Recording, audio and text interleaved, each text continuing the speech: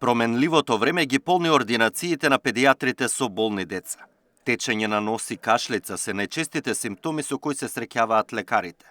Повеќето мали пациенти немале температура и биле со полесна клиничка слика.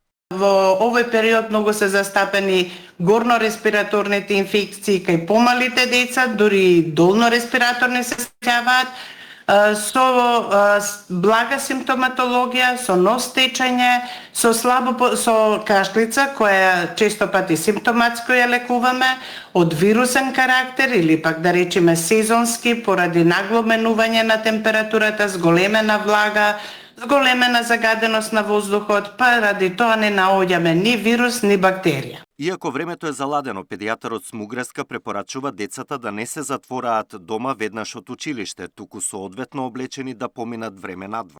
Да биде како порано, малку да поигра надвор, иако е малку намалена температурата, не е она жештина што имавме пред неколку дена.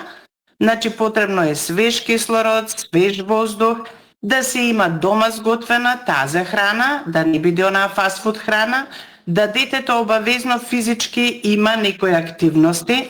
Не е битно, ја стално ќе кажам, родителите бараат да бидат сите нивни деца во школа солидни и така натаму. Битно е детето да расте здраво и право. Викендот и во клиниката Козле бележат зголемен број на деца со респираторни инфекции.